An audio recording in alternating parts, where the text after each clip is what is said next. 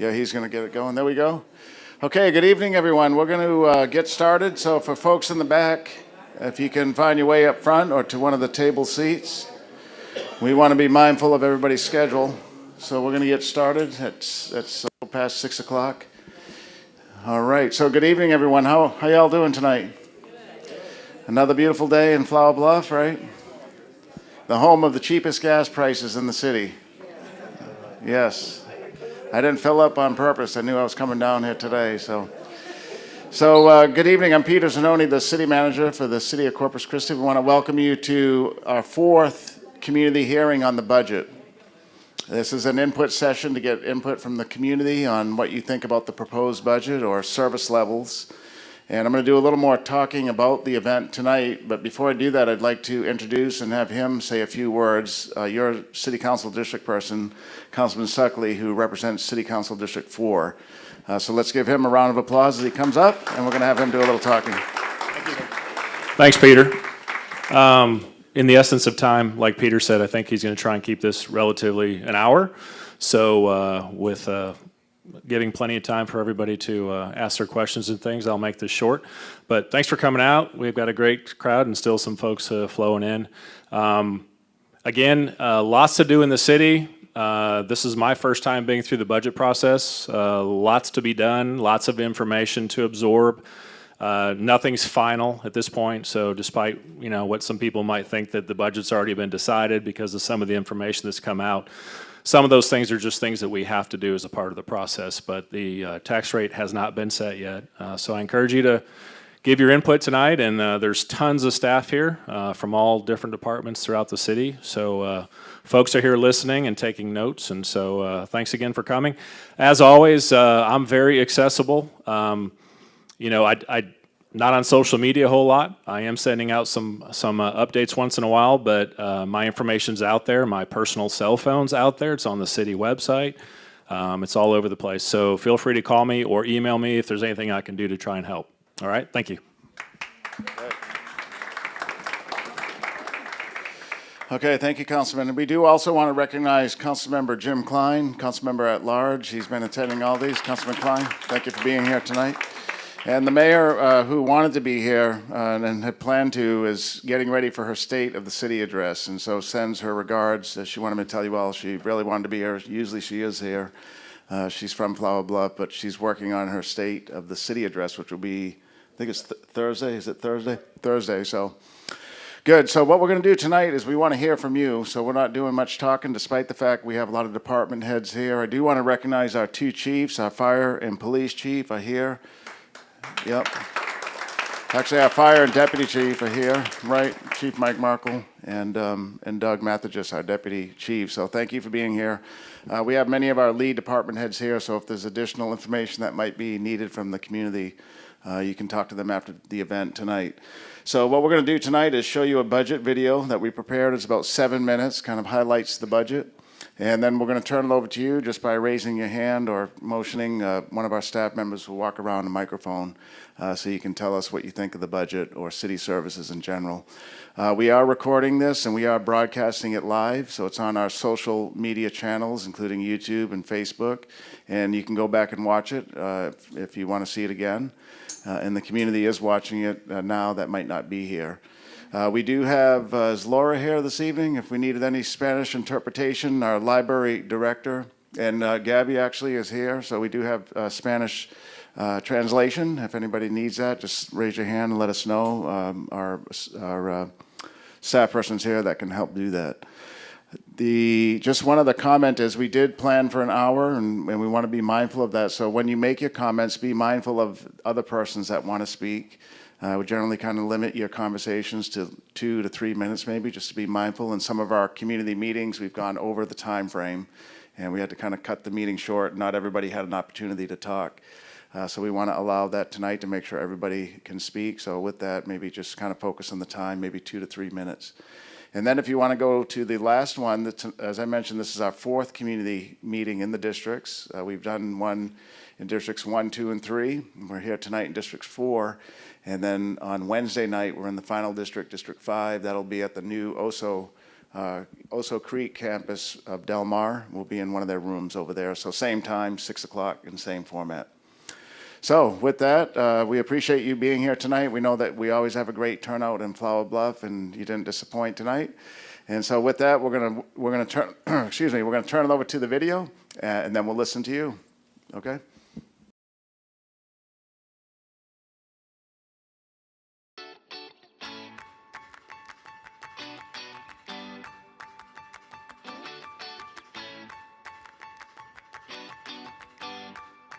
Corpus Christi is benefiting from a fast-growing economy, flourishing neighborhoods, and a high quality of life for residents.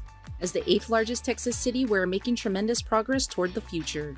This budget continues to reverse decades of neglect by investing in our streets, our water and wastewater infrastructure, in our parks, in our libraries, and in our animal care services. We have made tremendous improvement in moving Corpus Christi forward. Our city government is financially well managed, reflected by the city's strong financial profile, economic growth, and quality professional management. This is wonderful news for the citizens of Corpus Christi. This means that we will be paying lower interest rates over the life of the bonds, which will save the city and the citizens millions of dollars. A $1.5 billion budget is proposed for fiscal year 2024, keeping our momentum moving forward. The city is a large organization with 29 lines of business that is supported by over 4,000 employees that combine to provide a high-quality level of service. This year's budget will continue to prioritize core services for our residents. $122 million will be invested to continue road construction and maintenance, particularly in our neighborhoods. $22 million will be allocated for residential street reconstruction, $46 million to general street maintenance, and $54 million toward arterials and collectors. After a review of our ongoing objective of paving more streets, a new approach has been developed to make an immediate and long-term impact. We have a little over 1,200 centerline miles of streets to maintain at the city. To address fixing those streets a little bit more efficiently, we're going to use a payment-only approach. We're going to fix roads 5 times faster, and what would have taken us 60 years to complete will only take us about 12.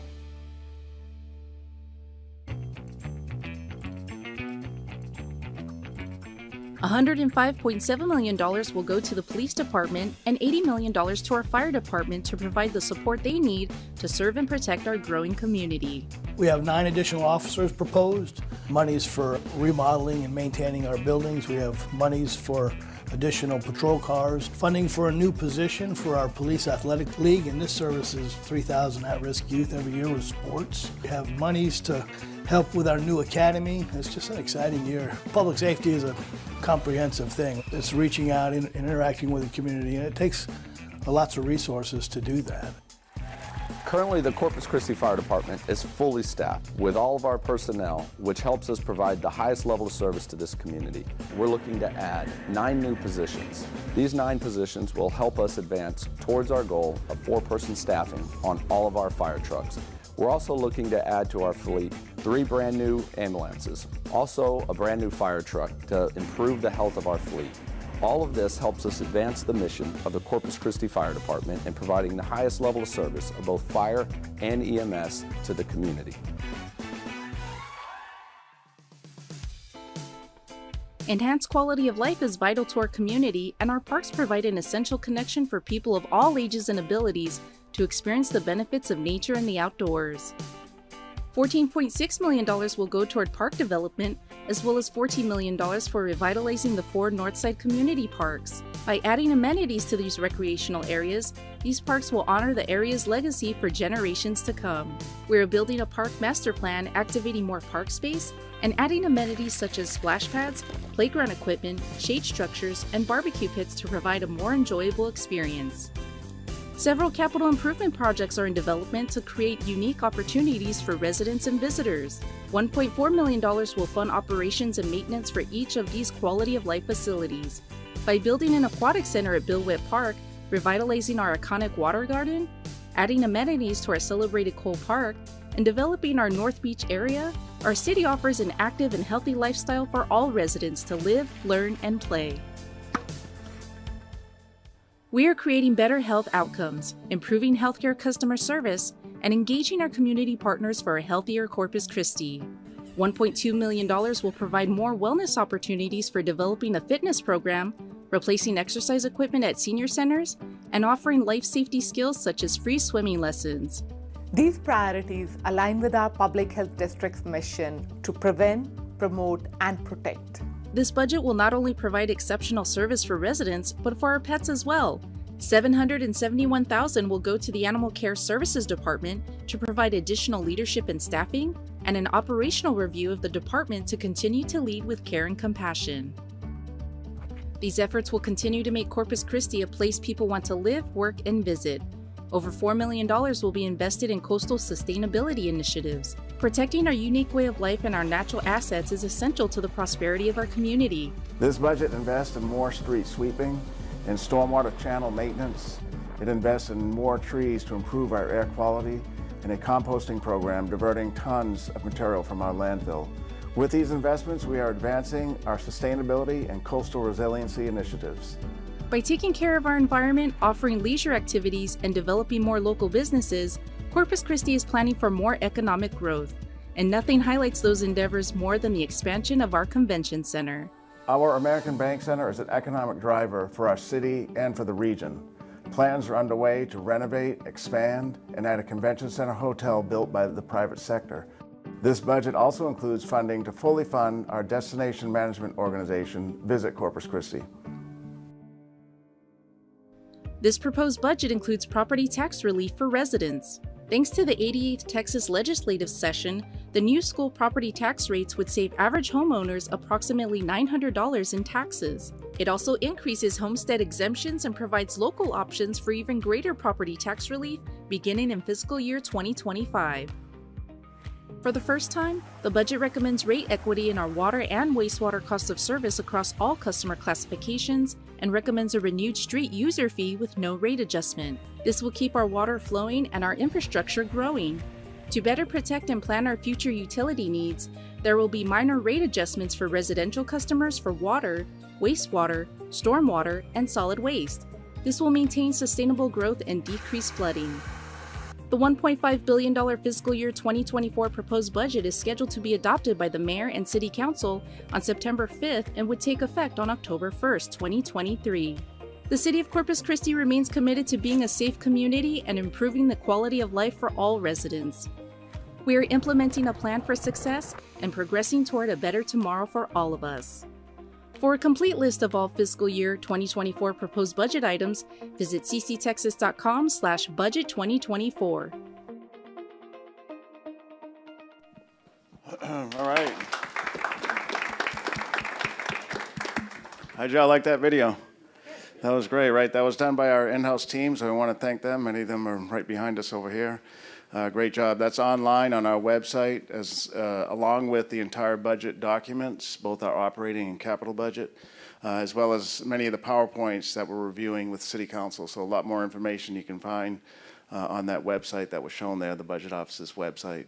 So that's our introduction to this. Now we want to hear from you. And one other point to make is that each of our hearings, we've had staff from the Budget Office that's writing down or recording literally what's being said, because we're going to put together a report from all 5 City Council districts and provide this information to the full City Council.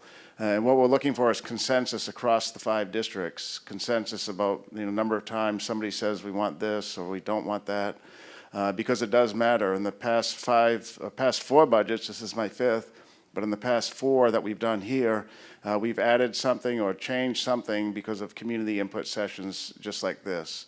And those things that have been most changed are the ones with this greatest consensus. So we're writing down, we're recording what you have to say tonight, and we'll be providing council a full report after Wednesday's final meeting. Great, so with that, let's just turn it over to you. We have staff that are here, and we have the microphone, and Gabby, okay? Yes, ma'am? Thank you. Good evening. My name is Jan Kettering, and I'm a recent graduate of the 52nd Citizens Police Academy here in Corpus Christi. After completing this course, I strongly recommend that the police department should be funded to the maximum that the city budget will allow. Our police officers risk their lives every day to protect the citizens of Corpus Christi. We need to show them our support. And don't we owe them that much? Thank you. Great, thank you so much. Great comments. Yes, ma'am? Oh, I might have missed it. Is Labonte Park in there? Labonte Park, They have the rendering, but is the project in there? so Labonte Park is in our 2022 bond program, Okay. about 1.5 million, I think, to invest in that park. If you all drive in and out of the city, right, that's the park, the last thing you see. A key thing about it is the abandoned water treatment plant was there, Cunningham, I think since 1950 or so, just there abandoned. So recently, the city council approved the demolition of it. And now we're gonna join those two pieces of property together. It will be the city's largest regional park, right up there at Labonte, right along the Nueces River. But yes, Flo, it's in the 2020 bond. Okay. Did you have any other comments? I do have one more question. Okay, sure. So if you listen to the radio, they're talking about the American Bank Center, how deplorable the conditions are. Right. So I mean, you're not really considering maybe tearing that down, are you? No, we're not. So what we did is before we did anything, we had one of our consultants, or the consultant that's helping us with the expansion. And we asked him, is the building salvageable, or should we consider a complete demo and a rebuild? And they said, given today's prices, you probably are better off rebuilding it, not demolishing it. And so that's the route we're going. But as you mentioned, after decades of neglect there, the building's in serious deterioration, including the mechanical, electrical systems, the HVAC, the roof, and just the venue itself needs a complete uplift to stay competitive. So tomorrow, City Council is going to consider on the agenda a repurposing of the local sales tax venue that's used for the arena and the seawall, and blend those together for a 1/4-cent sales tax dedicated to the convention center complex, the seawall, regional parks, streets, and airport incentives. Yeah, that'll be a Last November question, election. CCW, before they leave, I just met that gentleman back there. Yeah, Drew Molly. Can he update, not now, but Okay. after the question, can he update real quick on that, on the new water tower? Yeah, sure, Drew. Yeah, so after we heard all the citizens, if time's left, we'll have Drew come on up and give us an update. We see Shirley's updates. There was a nice post the other day in the water tower. It's looking good. It's looking great. Yes. Yes, ma'am. Hi, sir. Hi, I'm Linda Lindsay. We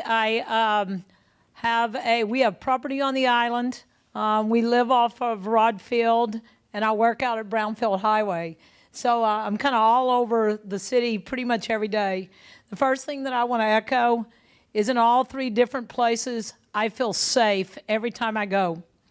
Saturday evening for the first time, my husband and I'm embarrassed to say it's been a long time that we've been down there, but we went down by the American Bank Center and walked along with the water, and it was great. There were young kids. It was 9:30 at night. We were walking. It was, lighted but dark, and we felt very, very safe. So I want to encourage that. Really appreciate the police department and the fire department always doing that. So I think that's an important part of the budget. A second thing that I want to say is I also am big on the parks. And one of the most important things that I think we do is our city swim lessons for our kids. I think that's very important with the swimming that we have, with the beaches that we have, and the access of outside availability. I think those continued parks and the importance that we put on there allows our community to grow as well as our families to go. So I hope you'll consider those things. Thank you so much. That's great. Thank you for those great comments.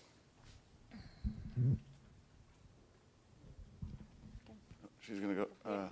Yeah, I'll go. We'll have Ted go first. Good evening, everybody. My name is Ted Mandel. I live out on the island. I also worked in the airline industry almost my entire life, and I was just delighted to hear Peter say that they're going to devote some more money in the budget to get us air service here. You know, when we moved here, one of our biggest concerns were because my wife and I never lived in a city that was not a hub before for an airline. And we all know what it's like to travel out of here, and it's going to take a major effort to get this service, and dedicating more funds to convince the airlines to be here. We got a wonderful city. We got lots of attractions They just need to know that, and we need to get them here.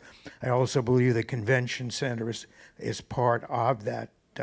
If you want to have conventions, I tell you, after 37 years in the travel business, if you don't have a convention center hotel attached to the convention center, you're not going to get the conventions. You know what it's like here in the summer without all this heat that we're having now. People don't want to walk from the Omni to the convention center. That's going to be money, I believe, very well spent. Cities shouldn't own it, but we should give the land to whomever and let them build it and operate it and deal with it. So I support that. I also want to thank Jim Klein for being here tonight. One of the pet peeves I've always had about dealing with city government is everything seems to be deferred on council, Jim, to the district representative. Well, Dan does a great job, Greg did a great job, but it's one vote. We need 5 votes to get anything done on council. I consider the at-large positions and the mayor as our representatives very much as well as Dan is, so I applaud you and thank you for being here for that. And one other thing, I got an email today from the American Bank Center, and my wife and I are big advocates of Broadway shows. And coming to Corpus Christi this year is Broadway series. We got, who do we have? We got Jesus Christ Superstar, we got Stomp, and we got Chicago. They're only going to be here one day each, but I encourage you to go out and support this program if you like Broadway, and it'll be at the Selena Auditorium. So thank you, and Brett, for getting them here. Yes, sir. Thank you, Ted. And we'll see you tomorrow at City Council, right? You're going to speak? Yes, sir. Okay. I'm Shirley Thornton. First of all, thank you, Peter, and everyone who came out tonight to do this. This is really, really important to us. And it's something that Flower Bluff has needed for so long, and the island as well. This collaboration is, I think, what makes everything happen. I'm going to put a plug in for all the things that we work on through the Citizens Council, our access to natural areas, which the city's been great about working with that. I know Dan's really working hard on a public boat launch, which I'm, fingers are crossed on that. I think he's maybe hit upon a great spot for it. I drove to Dimmitt Pier this weekend because I'm just looking at everything. I like looking at the bluff. And I also just want to thank you for giving us an opportunity to always have people come and visit with us so that City Hall comes to our neighborhood, because it is difficult for people to go down during the meetings and those kinds of things. But as we move forward on this budget, I did have one question. Oh, let me find my paper. Okay. Could you just have someone speak to the renewed street user fee, maybe how that would be used, what it is exactly, and for those who don't know? I can speak to it, Shirley. So, and thank you for those comments. And we in local government love when we have attendance like this, where the community interacts with us. We can do our job, but it's always better when you all first here with us, so we appreciate it. As well as your citizen council, I know I've been to your meetings numerous times, and many of the department heads have well, so keep inviting us.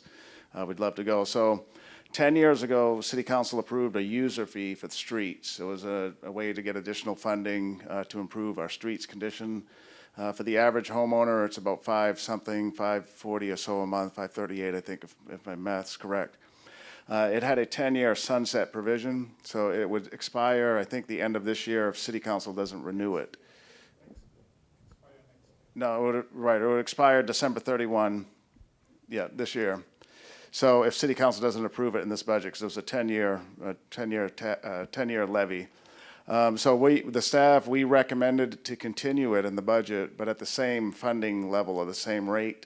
So for the average homeowner, the same fee, about $5.38 or so, right, Gabriel? And for the commercial accounts, the same methodology. What we also, though, recommended to City Council is that we look at it next year to make some adjustments to it, to one, eliminate some of the caps that are placed on commercial properties. They're capped, and so if they were charged the right methodology for the number of trips, number of cars coming on and off their lots, it would actually be a little higher. So gradually reduce some of those caps, and then also maybe look at increasing the rate to adjust for construction inflation, which it's been 10 years since the rate's been adjusted. So that's a long answer, but yes, we are recommending it continue at the same rate. It levies or generates about 13 million, and that helps us in our overall streets program. We're not out of the woods yet, folks. We reported to City Council last week that we've made improvements in our street. If you take a score of 0 to 100, we're closer to 70, I think now, Gabriel, right? Which is tremendous, because a lot of Texas cities are not even at 70. So we're doing better, but we know we still have decades to catch up on. So we recommend let's keep going at it. For $5, we can do pretty good work. It stays in a separate fund. It's not used for other services, only for streets. And so it's a good source. Not too many Texas cities have it. I think given where we are and what has happened in our streets and the fact that some years ago streets was completely eliminated from the budget, we know you can't do that. So we just got to get caught up a little bit more, and then maybe we can not issue that fee in the future. But thank you, Shirley. We appreciate it. Hi, my name's Merida Forrest. I'm in District 5. I came out here to visit with you guys. I'm here to voice my opinion on the utility city wastewater increase. Did y'all see the chart that it's going to go up about $6.51 a month?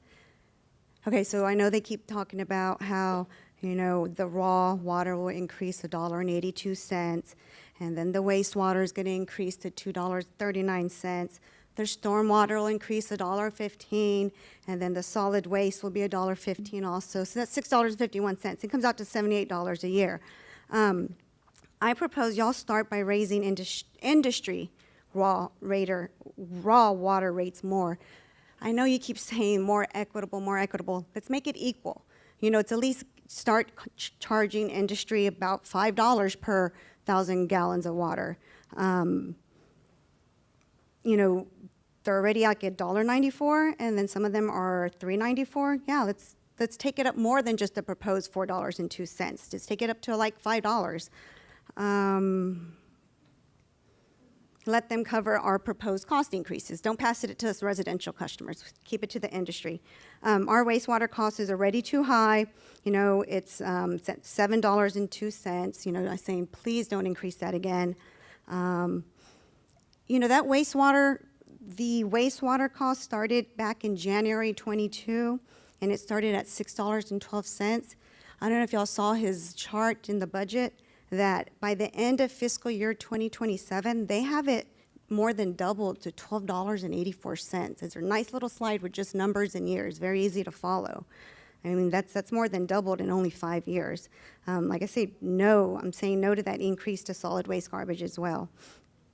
Don't raise any residential water utility or solid waste costs. You know, they can pick up the extra needed revenue from the large volume industry, not just because they can afford it, because charging equal rates, not just more equitable, but charging them equal rates is what's fair. Do not raise residential water rates. Do not raise residential wastewater or the stormwater fees or the solid rates for residents. I am also here to talk about the sustainability initiatives. I am a strong supporter of the sustainability initiatives. I believe that Corpus Christi needs to be more forward-thinking, especially to reverse the effects of neglect. So the 4.84 for the sustainability initiatives, it's only 0.3% of the total 1.5 budget. You know, I think we all know the Gulf Beach survey needs to be done, and continuously we need to be measuring length and width of how much beach area we are losing. We know it's shrinking. We know tourists come here for the beach. It's and also beach erosion hurts our infrastructure as well. The solid waste composting program, I think that's a great initiative as well. You know, let's get that additional shredder and grinder. It's a great rate to divert organic waste from landfills, increase the soil health for agriculture, and what an awesome thing for all of us who garden. We would all love that. Another thing that I like is the tree canopy survey. Let's get the study in, you know, so we can mitigate heat island effects. We all know that the roads and the asphalt and the building structures absorb heat and they remit it more than natural landscapes. Let's do that. Let's get on board with that. Let's do the measuring. Let's see what it does. Let's reduce that air pollution, improve air quality. The tree plantings, that's awesome. You know, that's another awesome thing. It'll help provide shade, provide more oxygen. You're right on point with that LED light up Corpus Christi. That's awesome that you're really initiating that and you're doing it. That's wonderful. Yeah, so I'm here to say no residential rate water increases at all. None. And I am for sustainability initiatives. Thank you. Right, thank you. Hi. I just have a quick question on the water rates for large volume users. Is the amount quoted the amount for all water or just the amount up to the, I believe, 10,000 gallons? Is that what it was? I think she was referring to what we call the volumetric rate. So there's a certain amount that they buy. It's a take or pay. They pay for it whether or not they use it. But then for every 1,000 gallons is a rate that's charged to the residential customer, commercial, and large volume user. So today for the large volume user, mostly our industrial customers or partners, their rate's $1.90 something. For it to be equitable, meaning consistent with the ratepayer of the home and the commercial, it would be $4 per 1,000 gallons of water. All right, thank you for answering that question. I appreciate it. I just want to mention a few things. One, the police department. I think I've mentioned before my ardent belief that we need to hire at least an additional person, ideally 2 or more in the forensics team. We only have 4 people on that team. That small forensics team is what we use to go through evidence. I'm so encouraged by the amount that we are supporting the police this year. I would love to see an additional forensics person on the team. To put things in perspective, y'all, when we talk about the police force in the city, general rule of thumb for cities across the board, the general recommendation is for about 2.5 police officers per 1,000 citizens.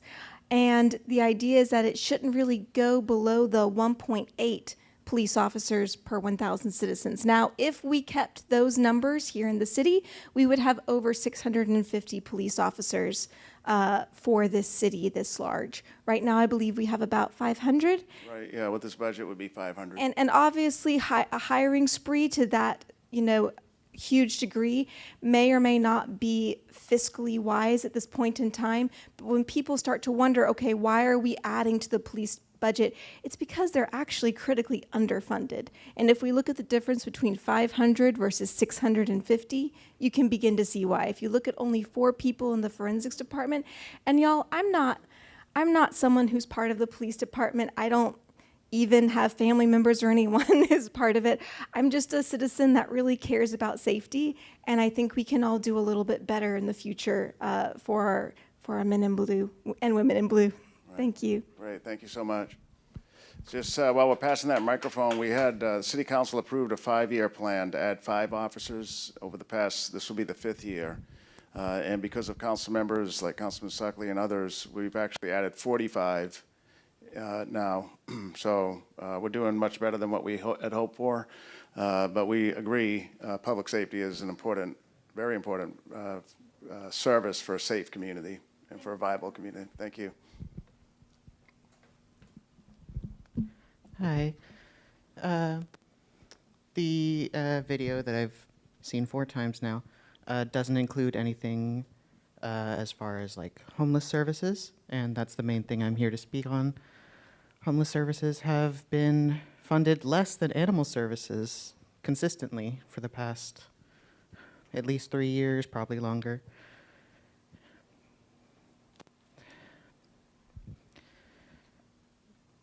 The city, sorry, it's just I've spoken on this so much it's hard to think of what exactly to say. I want to implore everyone to care about our houseless neighbors because, first of all, they're people like you and me. They have dreams, likes, dislikes, favorite foods, allergies, favorite colors. And also, we're all just 1 or 2 missed paychecks away from being them. I'm personally a student. I'm very lucky that I have a family that is willing to support me while I'm in school. But if I didn't, I don't think I would have anywhere to live. I don't have enough money to afford an apartment. I don't have a job that pays enough for rent, and rent is just going up every year. That isn't even taking into account things like food, gas, water, utilities. All the prices add up, and the cost of living is just insane these days. But right now, our houseless folks they can only really depend on privately run shelters, and while charities do good work, they are ultimately private, which means they're not accountable to the cities they operate in. They could just up and leave one day, and there wouldn't really be anything we could do about it. They're accountable to their board, and if their board decides they want to stop offering shelter, they'll stop offering shelter. Me and a few people, have been gently prodding the city council to put a low barrier shelter on the agenda. A low barrier shelter would be a city-run shelter that has a lower barrier to entry than the private shelters, because private shelters, especially those run by, say, Salvation Army, will frequently turn away folks who have pets, folks who are in families.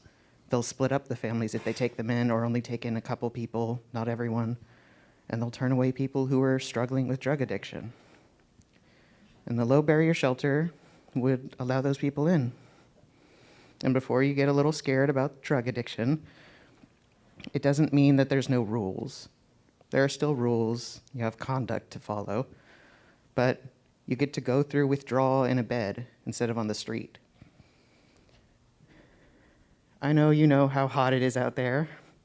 I was only outside for maybe 5 minutes when I was walking from my car to here, and I felt like I was gonna melt. It's only gonna get hotter. And when I think about what it's like to be without a cool place to stay, without a bed to sleep in, without consistent food, water, showers, even just creature comforts like a candy bar. And I'd have to be outside in this heat, having only the clothes on my back, if that, my shoes falling apart. It breaks my heart. And the city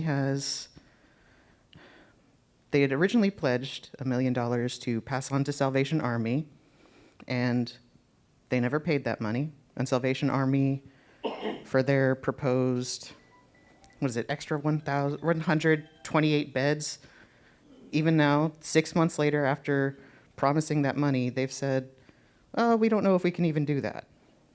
So I'd like again to propose a low barrier shelter run by the city, because if it's city run and it's using city money, we have a lot better track of it than through a charity.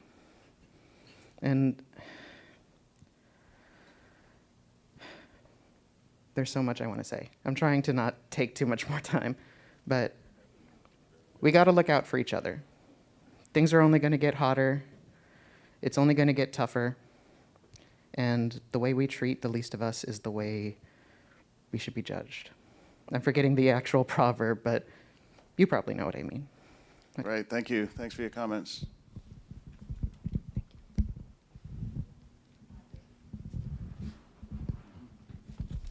Hi, I'm Barbara Agan, and I live in the Bluff. My thoughts are really disorganized, but there are a couple of questions that I have to ask.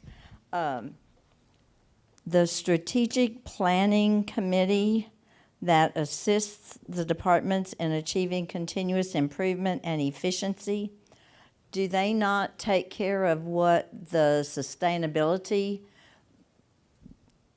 department that you guys are thinking about doing? I mean, are we going to double dip there? Can we even afford the sustainability thing? Because, I mean, that's a lot of mid-management people, and you know what, I mean, that's big salaries.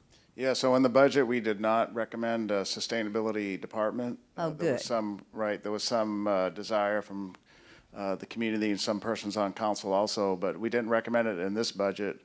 What we did say, though, is that as an organization that has 4,000 employees in 29 different departments, let's have that strategic unit, which has nothing to do with sustainability. Let's have them assess what do we have in our organization when it comes to sustainability type positions. We have them through just about every one of our departments, as one of our speakers has mentioned at City Council. So in our recycling program and solid waste, there's sustainability-minded people there. In our water treatment plant, a massive amount of sustainability-minded persons. On our parks department, in our health department, at our airport department. So I want to know, okay, who does work on sustainability in our organization? Identify them, what's their title, what do they do?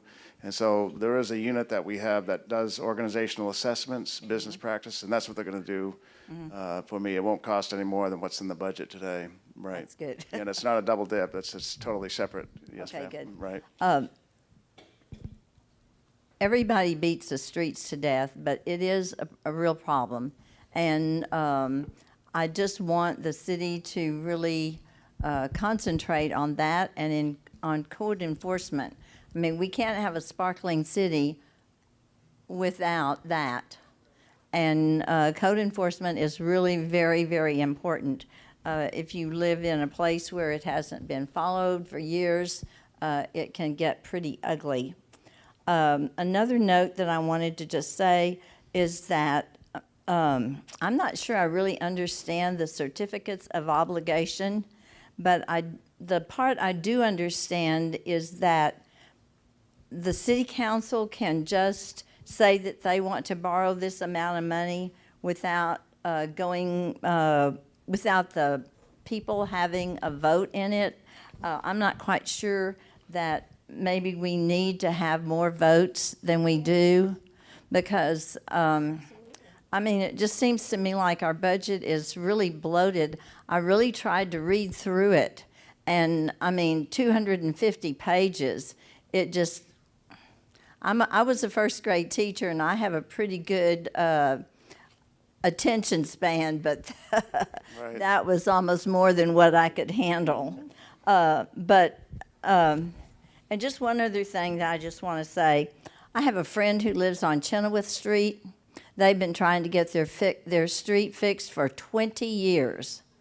And every time it rains, you can't even walk in the street because it's just one puddle after another. And I'm glad I live on Whiteley, and I mean, you know, I'm way back in the boonies, and my street is better than hers. And that is a sad situation for our city. We agree. That's why we're recommending funding in the budget. We need to, our budget, while it may seem like it's a big budget, it's not. And just your testimony proves that we need more streets, more drainage, more code enforcement. Yes. So we're trying to do that within the constraints of the revenues we have. Yeah. Well, and you know, citizens are also willing to help with code enforcement. Great, we need to help. Okay. Yes, ma'am.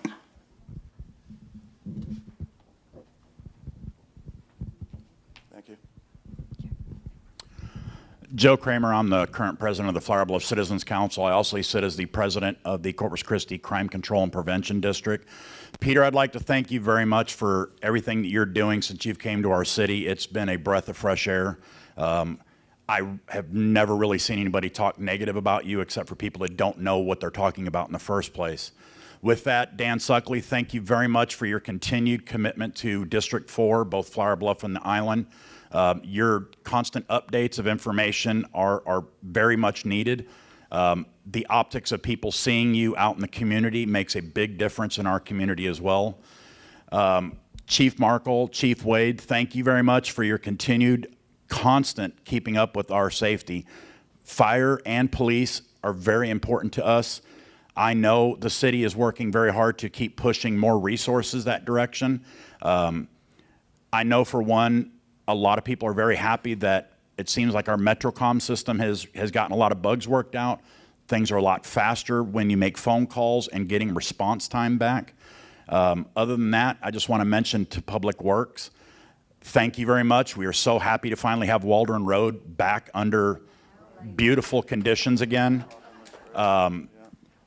Just Waldron Road being fixed is such a blessing, because that road, I mean, since 1993 when it was completed, just didn't get taken care of, and now it's a smooth road again. We are very much excited about the bond coming up to be able to get Flower Bluff Drive to what it needs to be, as well as continue working on the lighting, because Flower Bluff Drive right now has got such poor conditions with lighting. Anytime there's a traffic stop or a car broke down, it's a dangerous condition at night. Other than that, I just want to thank also code enforcement for their continued effort of revamping their department and getting people into the right position, and just the top-down structure that they have made it so much easier for code enforcement to do their job. And thank you. Yeah, thank you, Joe. We appreciate that. Tracy Cantu, our Assistant Director over Code, is here, so she appreciates those comments.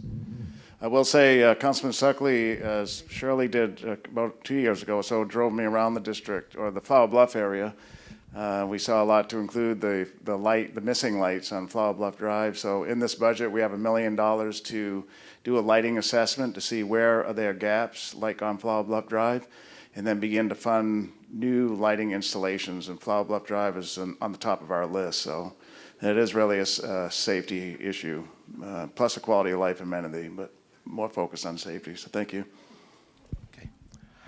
Yes, good evening. I'm going to walk up here so I don't. Yeah, absolutely. Mr. Samuels, yes, sir. Mr. Suckley, or Councilman Suckley, Councilman Klein, Mr. Zanoni, thank you for this opportunity. I'll make it very quick as possible. Just to give you a little background so you understand my vantage point and where my point of view comes from. I served 30 years in the military. I retired as a colonel, and from active duty and reserves and things of that nature. And the one thing I swore an oath to support and defend is the Constitution of the United States against all enemies, foreign and domestic. So what I'm going to say is based on that's the premise. I've lived overseas for maybe 40% of my life, been deployed, seen a lot of different things and things of that nature. The one thing I'm seeing right now in our United States is the dismantling of our Constitution. Big government, I believe Ronald Reagan made a point. He said the 9 most terrifying words are, I'm from the government and I'm here to help. It is dangerous to have a larger government when we have a constitutional republic where we the people are the government. Government agencies are pseudo-government. They are not the government. We are the government. So with that in mind, thank you for the opportunity to bring the budget, talk about the budget. Yes, sir. And I'm going to bring a few points up about it. What I'm seeing, and many of you are probably seeing it here also, is a progressive, socialist, Marxist, communist, globalist agendas by plutocrats, people who have money, use their money to influence society, and oligarchs. That's what we're seeing. And the way you can recognize it are these terms and these words and phrases: social justice, economic justice, environmental, social, and governance, climate change, critical race theory, eugenics, defund the police, privilege, diversity, equity, and inclusion, women's reproductive health, body autonomy, gender-affirming care, COVID mandates, gender dysphoria as if it's truth, and gender assignment versus being born a certain way. Now, I'm saying that not to be a pejorative or to hurt anyone's feelings, but just stating the facts of truth. We need to understand truth. The whole concept of sustainability is also based on that concept. And that's the one thing I'm standing against, anything to do with sustainability within. I strongly believe in managing our resources, taking care of our environment, because God gave humanity dominion over the world, over the land. We should be taking ownership of that. But what we should not do is increase government in any form in order to do that. We have people who, let's say, people who get money. What do they call it? People who get money, and help nonprofit organizations, right? So we get nonprofit organizations and things of that nature.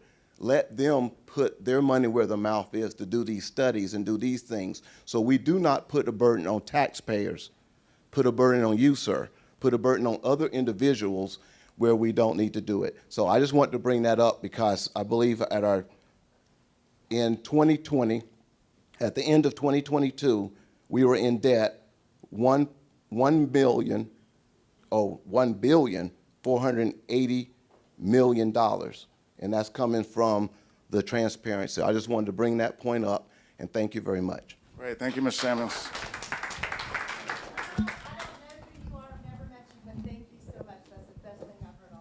Certainly. Okay, we're going to pass, let's see, yeah, over here, Gabby.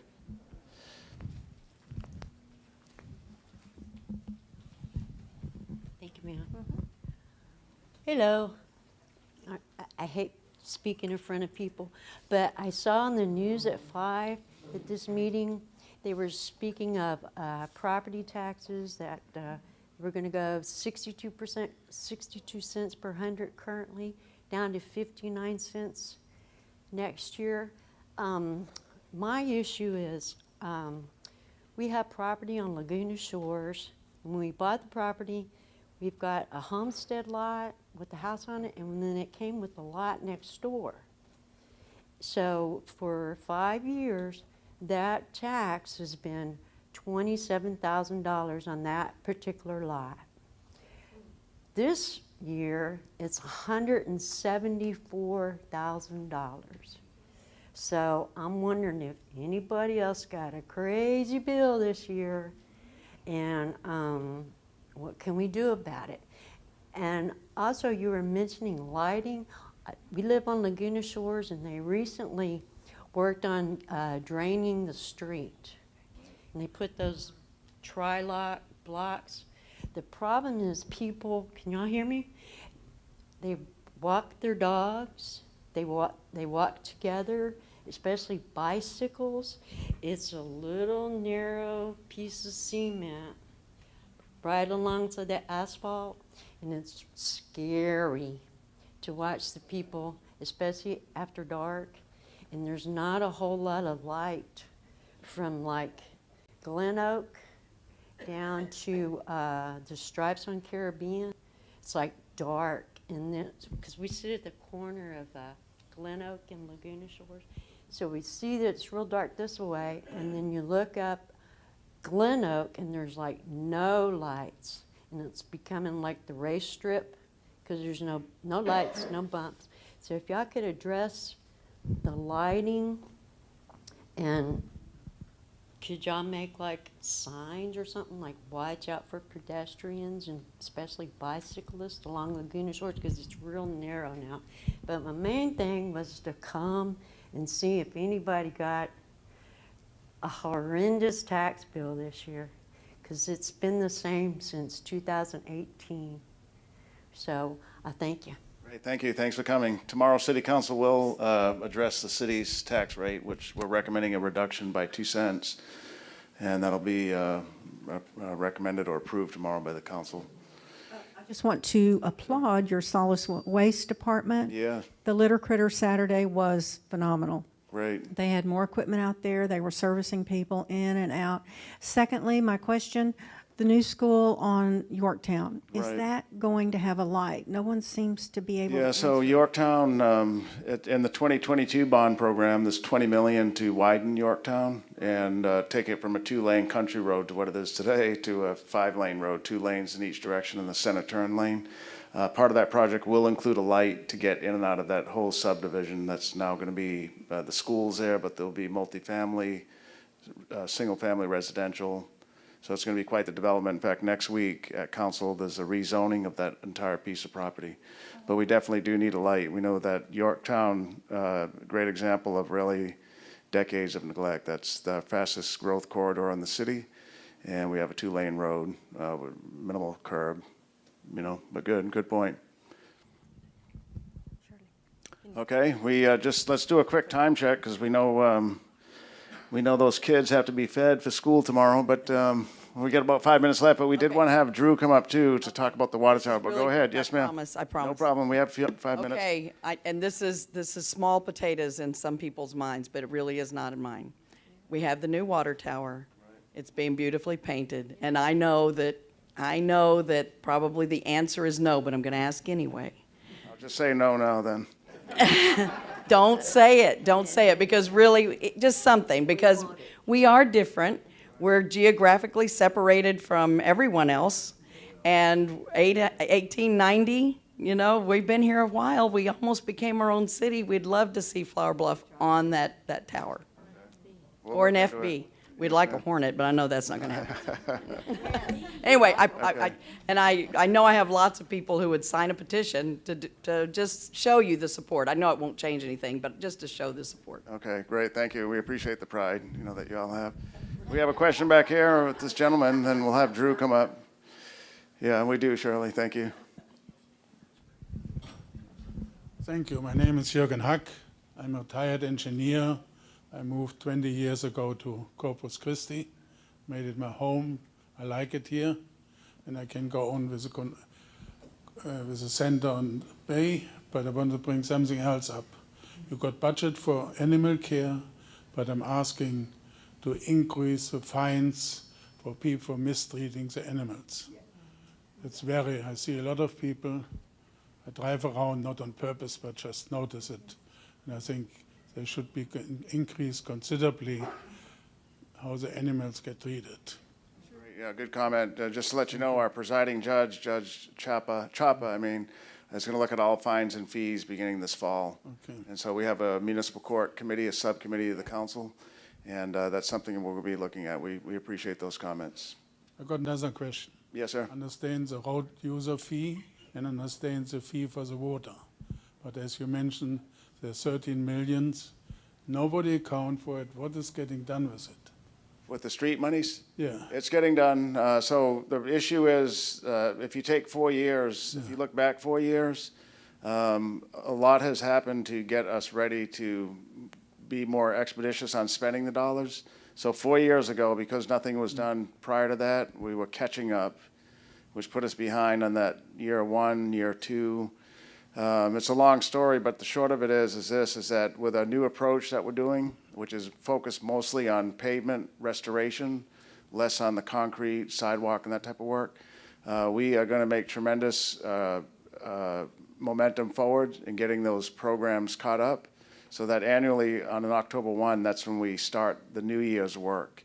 So all that money's still there. It's just a matter of getting it done. We have all of our city crews working on streets. We have over, I think, close to a dozen private sector contractors working as well. And you're seeing the progress, not in Flower Bluff, but on the island.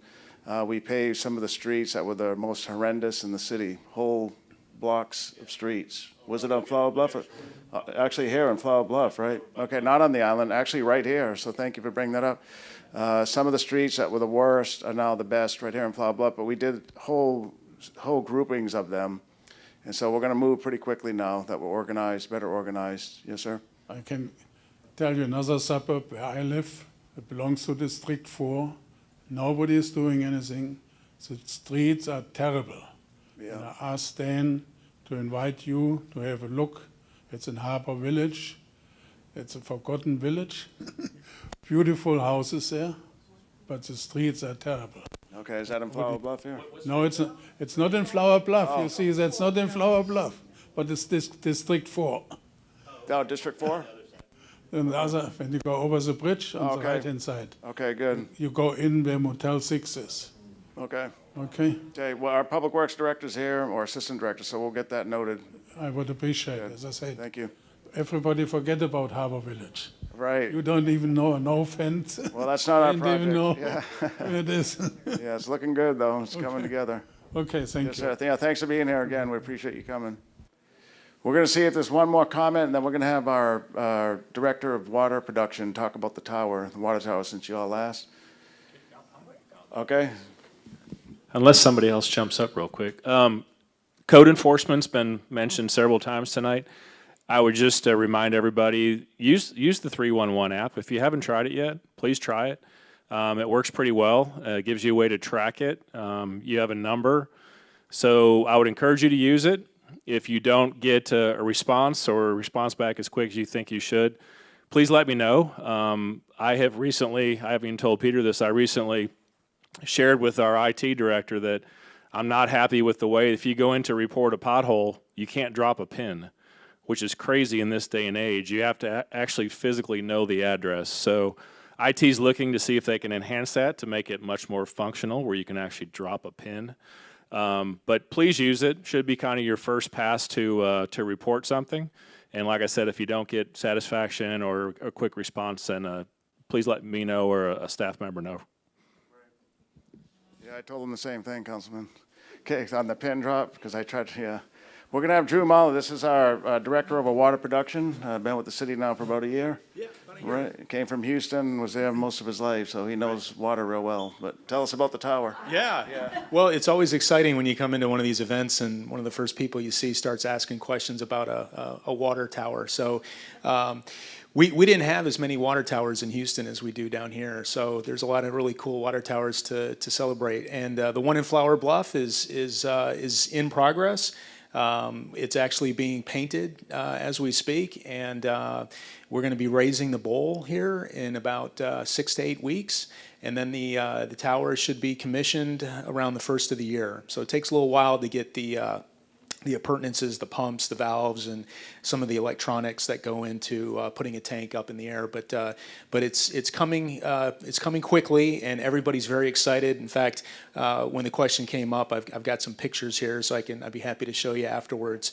But we're excited to see that tower go up. I think it'll be great for the community. It'll be a wonderful addition out here. Yeah, thank you.